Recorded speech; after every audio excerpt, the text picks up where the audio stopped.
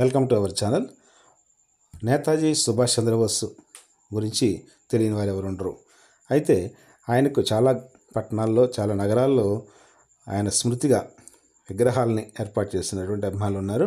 అయితే ఆయన విగ్రహాన్ని, అంటే నేతాజీ సుభాష్ చంద్రబోస్ విగ్రహాన్ని స్వయంగా ఒక ముఖ్యమంత్రి వచ్చి ప్రారంభించినటువంటి ఒక ఉదంతం మనకు తెలిసింది. భారత స్వాతంత్ర సంగ్రామంలో బ్రిటిష్ పాలకులకు ప్రాణాలు ఎదురెడ్డి పోరాడి అంతర్ధానమైన నేతాజీ సుభాష్ చంద్రబోస్ అందరికీ అభిమానపాత్రుడే. 1953లో ఆంధ్ర రాష్ట్ర తొలి ముఖ్యమంత్రిగా ఉన్న టంగుటూరి ప్రకాశం పంతులు కూడా నేతాజీ అభిమాని. ఆ అభిమానంతోనే ప్రకాశం పంతులు గారు స్వయంగా ఆయనే వచ్చి ఒక పట్టణంలో నేతాజీ విగ్రహాన్ని ప్రారంభించారు. ఆ విగ్రహం ఎక్కడుందో తెలుసా? తిరువూరు, అంటే ఎన్టీఆర్ జిల్లాలో ఉంది. ఇది అసెంబ్లీ నియోజకవర్గ కేంద్రంలో నేతాజీ విగ్రహాన్ని ఈ టంగుటూరి ప్రకాశం పంతులు గారు 1953లో ఆవిష్కరించారు.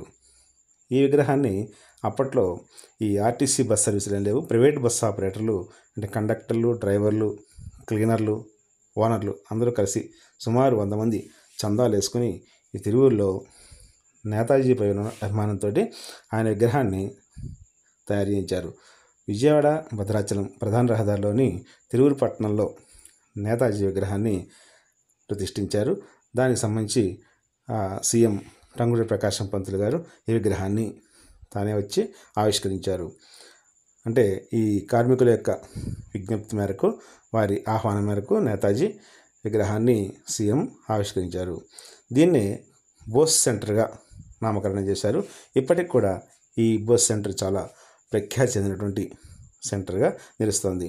నాటి నుంచి నేటి వరకు, అంటే సుమారు 70 సంవత్సరాలుగా ఈ బోస్ సెంటరు రాజకీయ పార్టీల ఎన్నికల ప్రచారాలకు, బహిరంగ సభలకు, రోడ్ షోలకు, ప్రత్యేక కార్యక్రమాలకు, అనేక రకాలైనటువంటి విశేష కార్యక్రమాలకు ప్రధాన కేంద్రంగా నిలుస్తుంది.